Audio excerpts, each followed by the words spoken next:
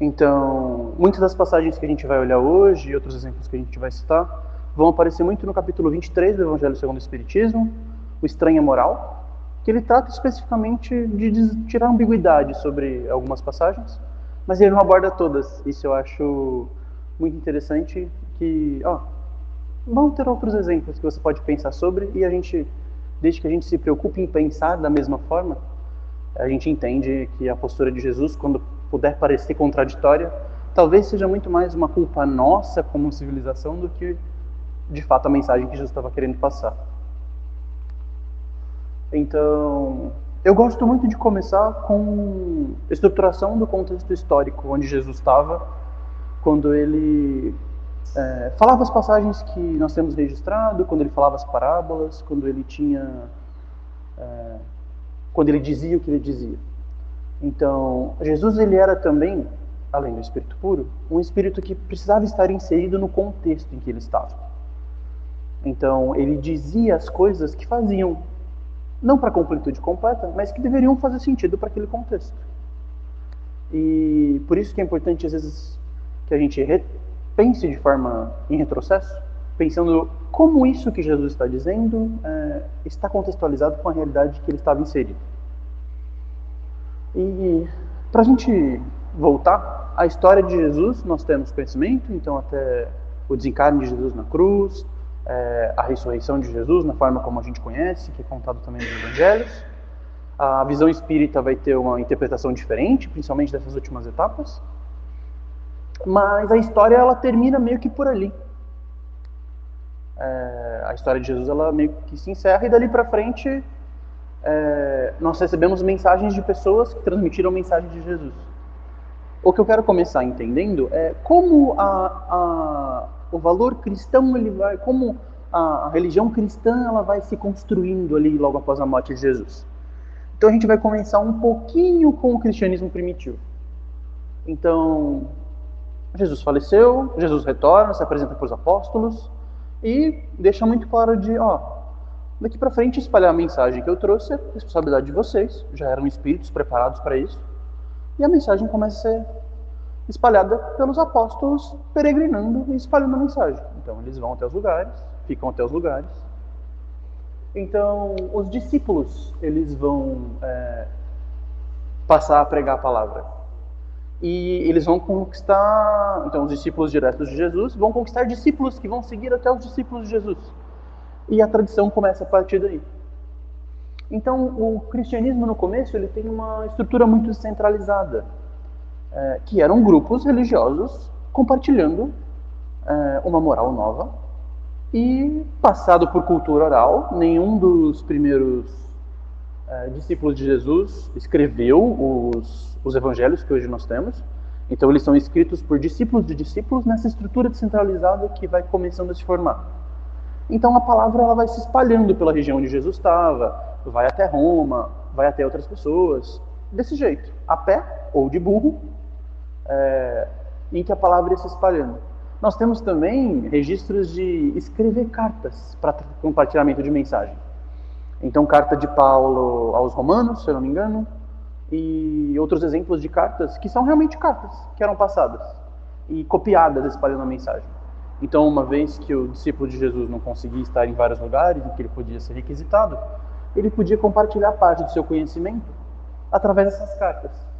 Bem no começo, o cristianismo primitivo ele era considerado, ele era entendido como uma vertente judaica, que aos poucos ela ganha muita notoriedade e de fato se destaca de forma separada.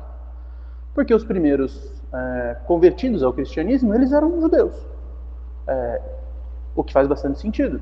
Moisés vinha preparando o terreno via judeus, e a ideia de um Deus único, a ideia da justiça trazida por Moisés. Então o começo do cristianismo ele vem desses judeus que vão sendo convertidos e aos poucos vai expandindo para outros povos, outras pessoas que vão sendo convertidas.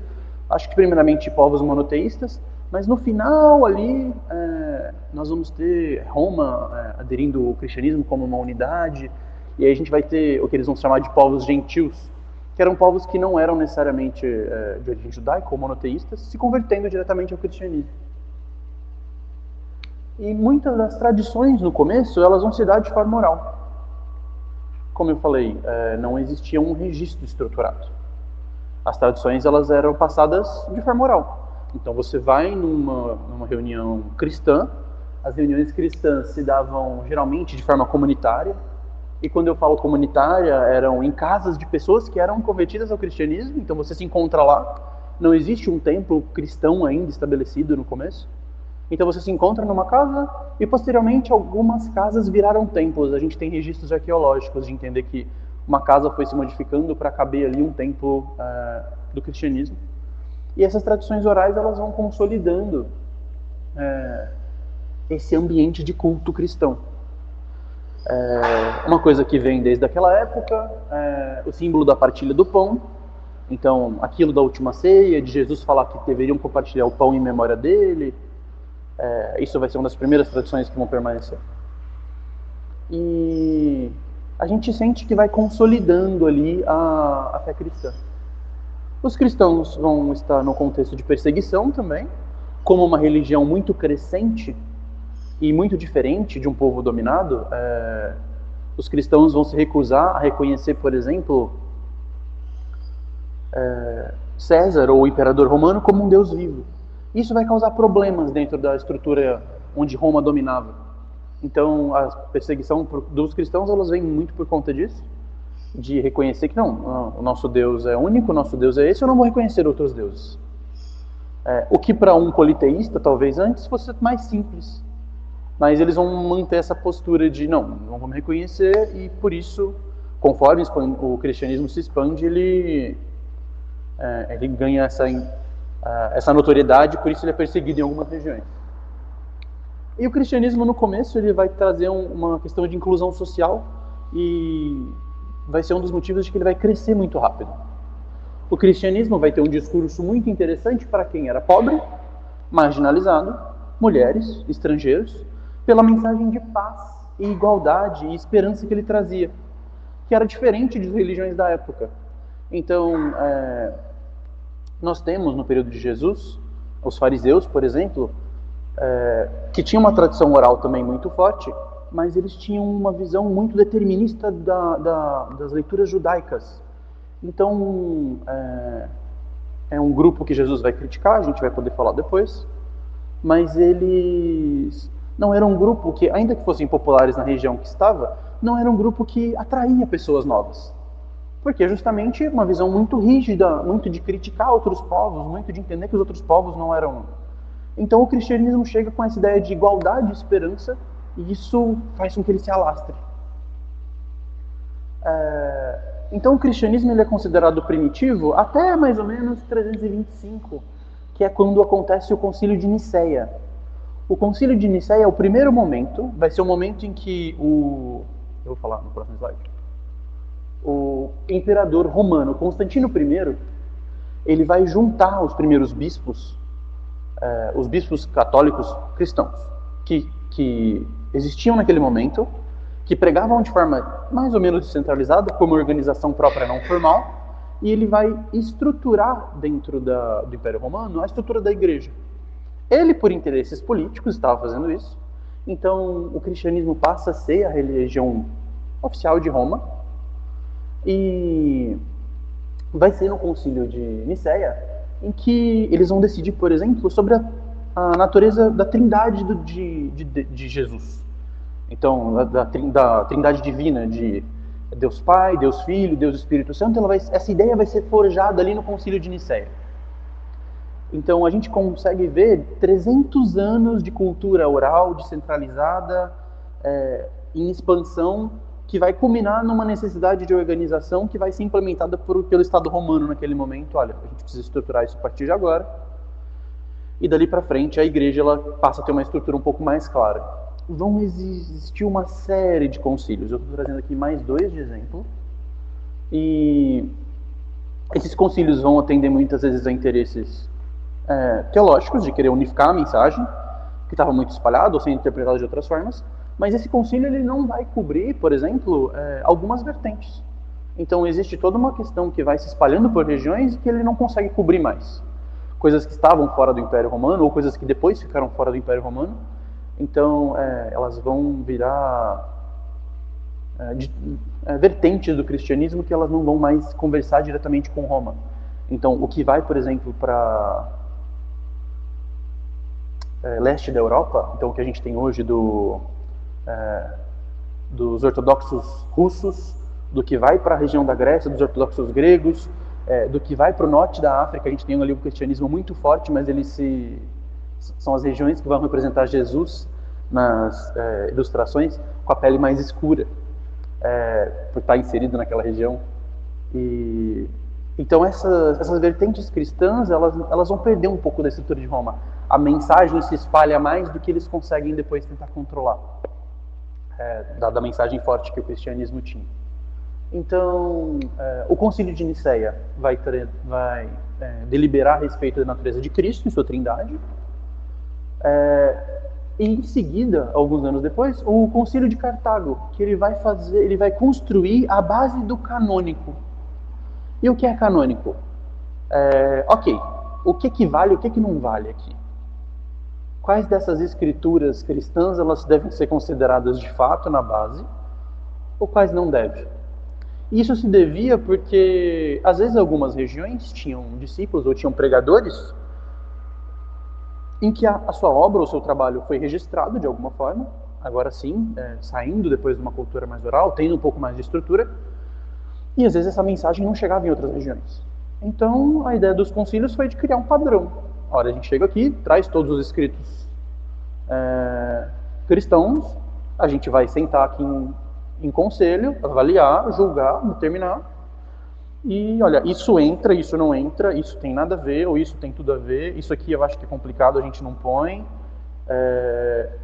e isso vai criando a estrutura da igreja não mais similar, mas uma estrutura de controle mesmo da mensagem. Então eles preocupados com essa forma.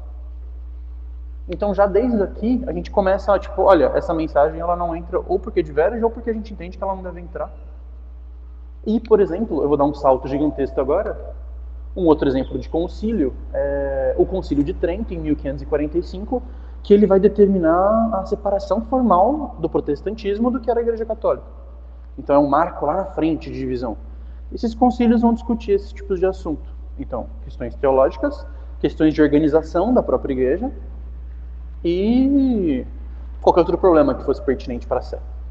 Então a gente vê a igreja tomando forma mais próxima do que a gente vê hoje, da Igreja Católica Apostólica Romana, isso pensando no Ocidente, mas, como eu disse, as vertentes no Oriente, no Norte da África, elas vão tomar rumos próprios e se organizar de formas próprias. Da mesma forma, concílios próprios, alterando ou tirando textos. Um exemplo de citação e referência de filme, eu recomendo que em algum momento vocês vejam, tem o filme O Nome da Rosa, baseado no livro do Humberto Eco. E ali está acontecendo um concílio. Toda a temática do livro é muito interessante, mas eles estão reunidos naquela região por conta de um concílio que vai ser feito, e eles discutiam se Jesus teria ou não uma bolsa de dinheiro. Por que isso é relevante? Existiam ordens monásticas que pregavam uma pobreza extrema. Então, os franciscanos tinham um voto de pobreza, de que todo o dinheiro deveria ser entregue aos pobres, em caridade. E nós tínhamos outras frentes dentro da própria igreja que não tinham essa mesma visão sobre recursos, de que o recurso deveria ser guardado para a igreja, de que a estrutura eclesiástica deveria ser preservada ou investida, de que tudo bem os eclesiastas não necessariamente terem que viver na pobreza. Então, eram concílios desse tom, às vezes administrativos. Mas entende que era uma questão totalmente administrativa? Nós vamos aceitar que alguns ramos vivam uma pobreza, um ponto mais caridoso, ou uma preocupação em não ter posses, e a gente tem uma outra vertente em que isso não é necessariamente importante. Ou justamente eles pensam o contrário, de que a gente deveria cobrar mais ou investir esse dinheiro de formas que fossem mais interessantes para a estrutura da igreja, e eles vão usar desculpas teológicas para justificarem essas escolhas. Então vamos estudar em manuscritos antigos se passagens que poderiam haver Jesus tendo posse de algum recurso ou bem. Os concílios vão se usar de estruturas similares. Mas, ok. 1.500 anos de estruturação da igreja, mais que isso, onde a gente chega? A gente chega numa pilha de documentos e documentos que foram editados um em cima do outro, mexidos, tirados por interesse. Então, qual que é nosso saldo hoje? Hoje, se a gente fosse contar todos, a gente tem os 4 evangelistas principais no Novo Testamento, mas se a gente parar para olhar, a gente tem de 30 a 50 evangelhos apócrifos, que são evangelhos que narram também a história de Jesus. Alguns do mesmo período, alguns de períodos diferentes, alguns narrando, por exemplo, a infância de Jesus, alguns narrando outras passagens que não entraram no canon. E esses evangelhos eles não entram por decisão desses concílios. Alguns desses evangelhos são muito problemáticos, são. Eles entram no contexto de que, olha, isso aqui alguém escreveu e não faz sentido nenhum com o que está sendo pregado com o cristianismo. Alguém escreveu isso aqui, ninguém sabe por quê. A gente tem esse registro datado, histórico, em alguma biblioteca, em algum mosteiro. E esse texto, ele entra ou não entra na base do nosso canon? No texto canônico? E muitas vezes não vai entrar. Então pode ser por interesse de, olha, esse texto fala um absurdo que não faz sentido. Vem desse momento em que o cristianismo está descentralizado, não tem controle. As pessoas podem pregar em nome de Jesus o que quiserem. E aí documentos podem surgir disso e, olha, realmente não faz sentido manter isso aqui. Ou pode ser por interesse político, de que, olha, a gente vinha mantendo esse trecho como canon, mas ele está dando problema para a gente. Ele está dando muita discussão. Vamos tirar esse texto, vamos tirar esse trecho. Assim, a gente tem uma base mais canônica de quais são os livros que estão narrando a história. Então, a história vai se moldando por interesse, por precaução. E a gente tem, se somar ao todo, aproximadamente 70 textos cristãos não canônicos. Então, tem uma infinidade de textos que poderiam ser considerados, foram escritos no período, falam de Jesus, mas eles não são considerados de verdade como dentro da base, descrevendo a história, por escolha desses concílios. Alguns por bem, outros por interesse. E então a gente pensa, ok, então a mensagem que chega pra gente hoje, o quão polida ela é, o quão relevante ela é. Ela vem dessa série de edições.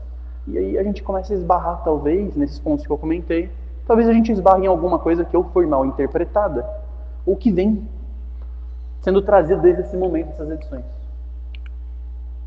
Então o evangelho ele vai parecer algumas vezes contraditório.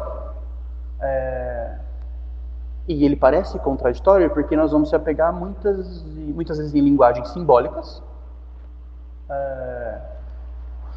muitas vezes numa leitura dogmática que a gente está tendo da passagem. E, como eu comentei, é importante pensar nas falas de Jesus inseridas no contexto em que ele estava. De que Jesus estava num ambiente fragmentado. Haviam conflitos ideológicos e políticos entre os fariseus, os saduceus, os romanos que dominavam a região. Então, algumas passagens elas vão parecer antiéticas. Então, quando Jesus fala dos fariseus, por exemplo, ele faz uma crítica, muitas vezes, a quem aquele povo representava, mas principalmente a qual falta moral eles representavam. Os fariseus eram tidos como hipócritas, porque pregavam uma rigidez muito grande que eles mesmos não cumpriam. Então, uma crítica aos fariseus, nesse caso, é uma crítica aos hipócritas, à hipocrisia, nesse caso. Então, entender dessa forma facilita com que talvez a gente compreenda algumas passagens melhor. Então, passagens que são... A gente vai abordar agora e pegar alguns exemplos de passagens que são antiéticas, antifamiliares e muitas vezes contrárias à mensagem que Jesus vinha trazendo. Então, agora eu vou fazer algumas leituras para vocês. A gente vai ler a passagem de Lucas. Como nas suas pegadas caminhasse grande massa de povo, Jesus, voltando-se, disse-lhes: Se alguém vem a mim e não odeia seu pai e a sua mãe, a sua mulher e a seus filhos, a seus irmãos e irmãs, mesmo a sua própria vida, não pode ser meu discípulo. E quem quer que não carregue a sua cruz e me siga, não pode ser meu discípulo. Assim, aquele dentre vós que não renunciar a tudo o que tem, não pode ser meu discípulo. Então, é um texto forte, bem antifamília, assim. Você tem que odiar seus familiares. Ele cita um exemplo de carregar a cruz no final, mas a punição pela cruz de Jesus, ela vem depois, ele está antecedendo esse tópico. Ela era uma punição presente na época, mas não vou dizer que ela não representava uma... Então, esse texto ele parece editado por alguém que já sabia o final da história. E vamos para o próximo, mantendo essas dúvidas no ar. Aquele que ama seu pai ou sua mãe mais do que a mim, de mim não é digno. Aquele que ama seu filho ou a sua filha mais do que a mim, de mim não é digno. Pô, Jesus, difícil. Soa bem antifamília, assim. E parece, então, que essas falas, elas são muito contrárias ao que a gente tem na lei do amor. São muito contrárias ao que Jesus estava pregando.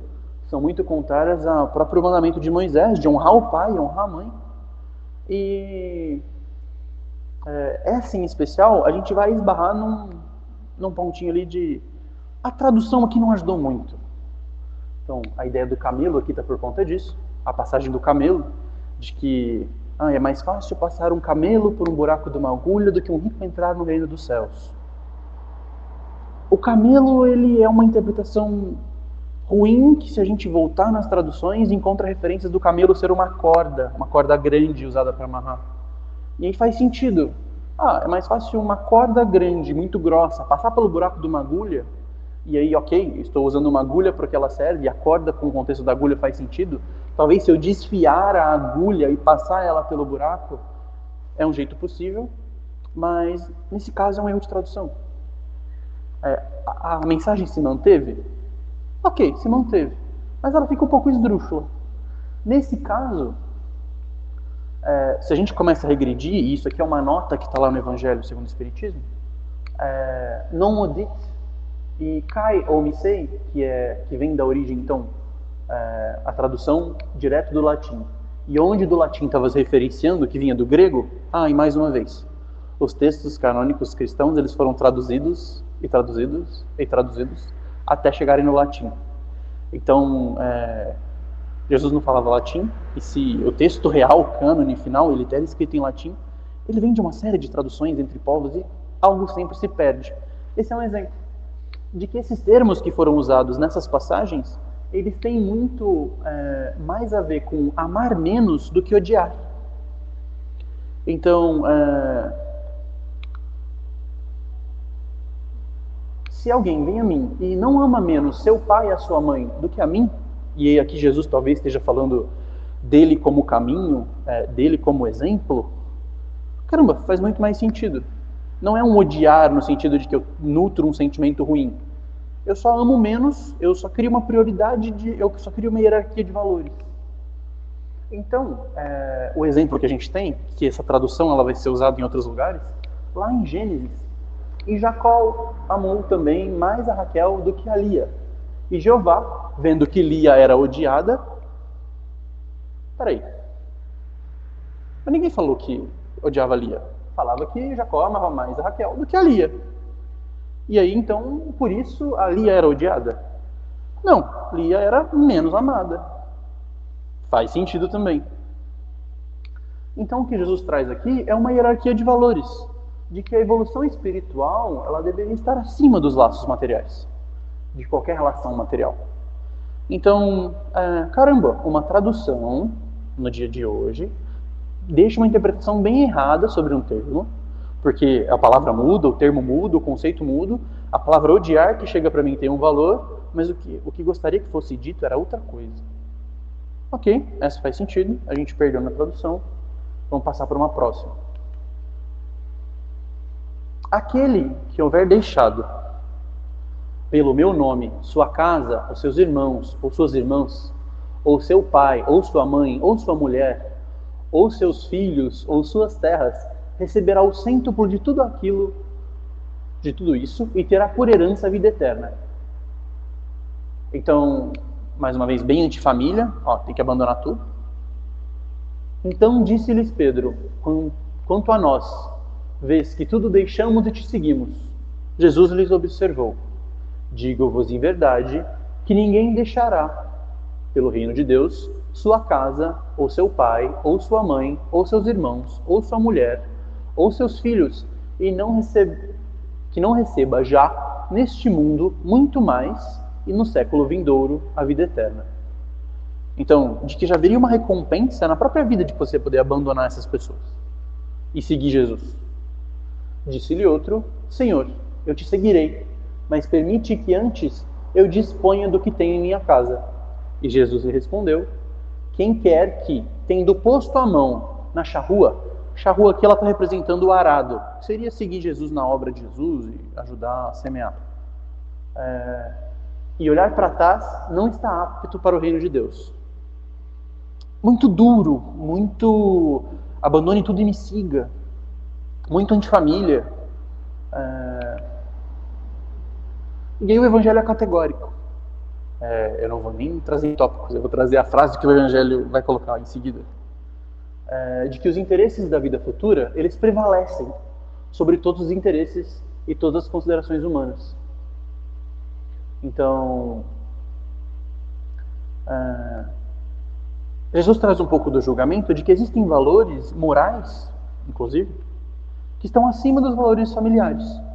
É difícil pensar nisso. Caramba, alguma coisa que esteja acima do valor familiar? A gente consegue pensar nisso. Então, o quadro que eu trouxe para ilustrar são pessoas aqui rezando antes do combate. Ninguém criticaria se o país entrasse em guerra e alguém precisasse servir e eu abandono a minha família para servir em defesa de um bem maior. Ok, esse exemplo faz sentido. Então,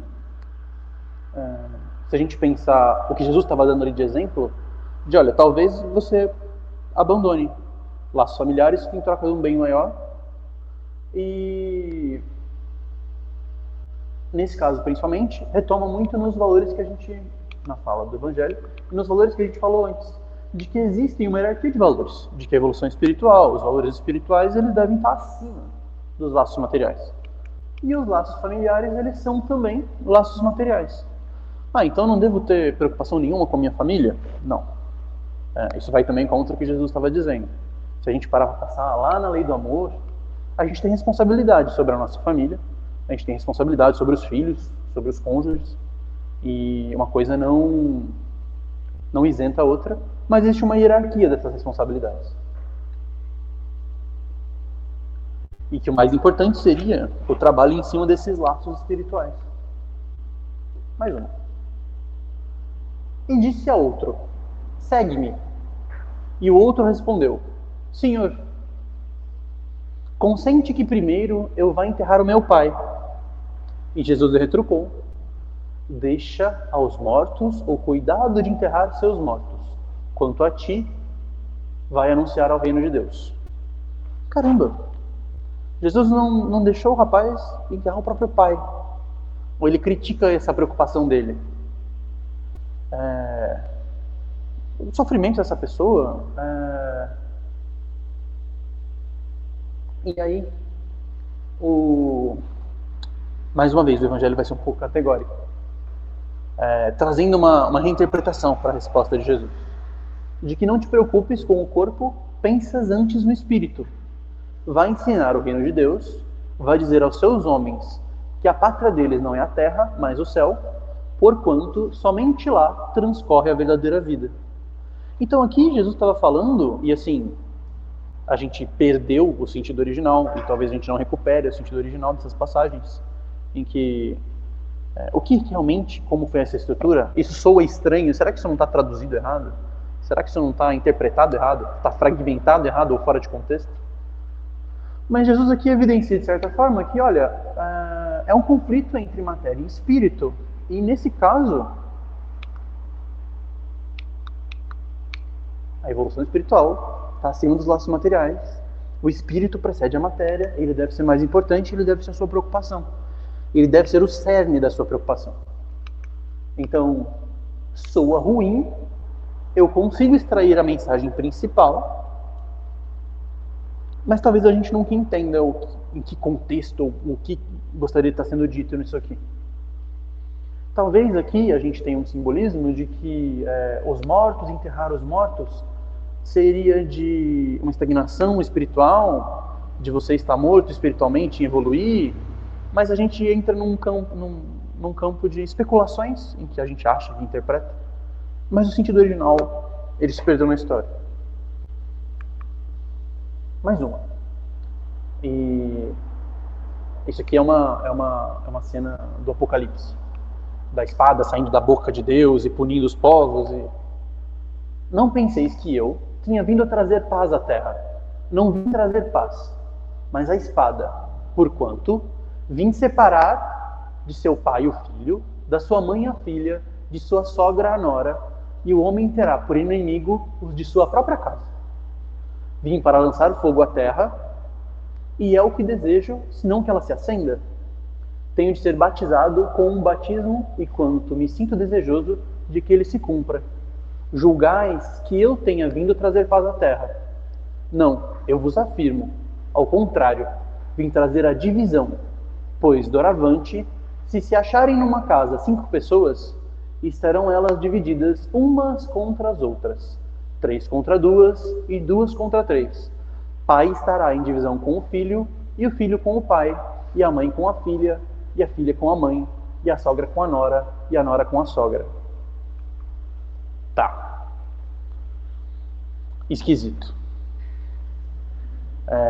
Então Jesus vem trazer o caos, vem trazer a confusão, vem trazer a interpretação, a confusão para dentro das famílias. Então a gente retoma, vai contra o que Jesus pregava, de amor, paz, bondade, usando frases muito fortes, usando símbolos muito fortes de divisão, de espada, de fogo. E nós espíritas, a gente tem o privilégio de pensar Jesus como revelação. Então, quando Moisés vem como revelação, ele representa a mudança do marco, né? As coisas não eram como antes, daqui para frente é novo. E Jesus vem com a maior revelação. Olha, eu sou o marco, o que tem para trás vai mudar, daqui para frente é novo. Então, faz sentido. É sempre o contraste de pai e filho, mãe e filha, uma geração anterior, uma geração nova. Ok, consigo sentir alguma coisa aqui. Mas Jesus ele vem representar e ele afirma ali de que a mensagem que eu estou trazendo ela vai quebrar a realidade. Ela vai quebrar a realidade como nós conhecemos hoje. Eu represento um marco de passagem, as coisas não vão ser como antes. Então, Jesus vem no momento certo, em que o reino já estava preparado por Moisés, por outros profetas, então ele chega no momento oportuno e ele vem trazer uma mensagem que vai se espalhar. E o marco de desenvolvimento da religião olha, o cristianismo vem e a gente conta hoje os anos antes de Cristo e depois de Cristo. Então, se eu olhar por esse aspecto, a fala de Jesus não está tão esquisita. Eu não posso tomar o pé da letra o que está sendo dito aqui. Mas ele vem como revelação. Olha, eu vim trazer uma palavra nova, eu venho trazendo valores novos. E a primeira frase do Evangelho de que... Eu peguei o slide rápido. Não penseis que eu vim destruir a lei e os profetas. Não os vim destruir, mas vim cumpri-los. Então, ao mesmo tempo que Jesus denominava após ele uma mudança de paradigma, ele na verdade dizia também que, olha, eu vim fazer com que o combinado, que tinha sido dito lá atrás, os valores que Moisés pregava, eles sejam cumpridos de fato. Então, ao mesmo tempo em que ele demonstra uma quebra de realidade, ele demonstra uma continuidade do valor que estava anterior. Então faz sentido, quando eu olho para cá, de conflito, de que eu traria conflito, de que a inserção do cristianismo bagunçaria a região onde ele estava, de aqueles povos que brigavam entre si, de que haveriam as perseguições, de que aquilo mudaria o contexto de toda a civilização em volta da região onde Jesus estava. E, ok, aqui faz mais sentido. Então, algumas conclusões. A gente está aproximando do final, tem que terminar um pouquinho mais cedo.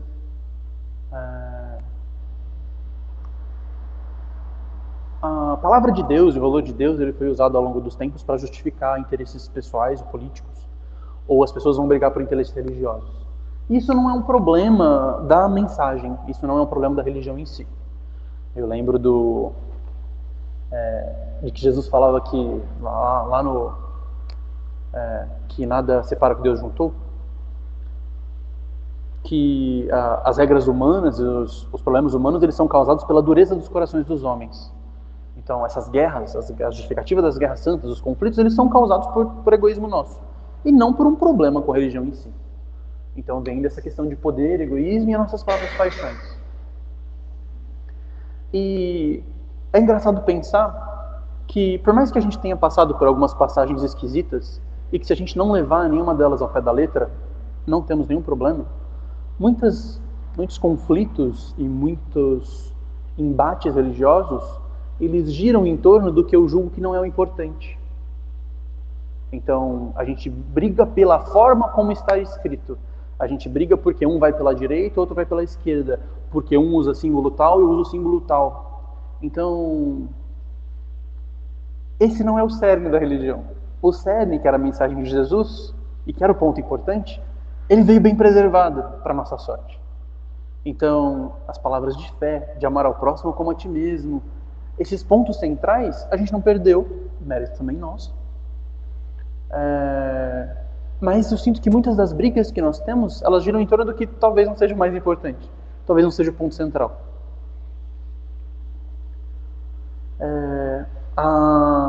O privilégio do Espiritismo é que ele tira para nós privilégio por um lado, responsabilidade por outro. Né? A gente saber nos traz mais responsabilidade. De que o véu da mortalidade, ele é tirado. Então, olha, a vida ela continua, ela segue dessa forma. Então, as frases de Jesus, elas fazem muito mais sentido, a gente consegue trazer uma complexidade muito maior. Então, quando Jesus fala de que você não vai ver o reino de Deus se não nascer de novo, é literalmente nascer de novo, é espiritualmente nascer de novo, então a gente consegue atribuir todos os valores nessa fala. A gente consegue dar mais complexidade ao que foi dito. Então isso para nós é um privilégio, ao mesmo tempo que é uma responsabilidade. E, em resumo, todos esses trechos e todos esses textos que eu falei, que a gente citou aqui, eles estão no capítulo 23 do Evangelho segundo o Espiritismo, do Estranho e a Moral, e todos eles pautam em cima do mesmo tópico. É um conflito da vida material e a vida espiritual. Então, quando Jesus critica alguma coisa, ele critica pontos materiais em detrimento dos mesmos pontos na vida espiritual. E outros exemplos que eu não citei, a gente não vai talvez avançar muito sobre eles. Talvez a minha primeira mensagem, minha primeira foto, isso. Aqui é Jesus expulsando os comerciantes do templo. Em alguns momentos vocês vão ver representações de Jesus muito bravo, chicoteando para fora do templo os comerciantes. O que talvez também não faça sentido com a postura de Jesus. Mas é uma passagem que ficou. A gente sabe em que contexto foi isso. Mas a gente entende a mensagem que Jesus estava querendo dar ali, de que a fé ela não deveria ser comercializada naquele sentido. De que ela não deveria ser... Ela era mais importante do que aqueles bens que estavam sendo comercializados na porta do templo. E outras passagens que a gente pode pensar. Mais uma vez, nós vamos com textos muito antigos, traduzidos muitas vezes, editados muitas vezes. Coisas estranhas vão estar ali no meio. Mas o importante é que o importante mesmo ficou. A gente não deveria brigar pelo que não é importante. E nós, espíritas, conseguimos olhar de forma mais distante. Calma, deixa eu olhar isso aqui. E entender, talvez, o significado mais profundo que aquilo está querendo dizer. Sem se afetar dogmaticamente pelo que está sendo dito.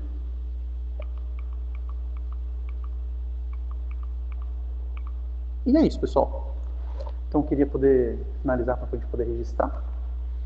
E a gente abre para as perguntas posteriormente.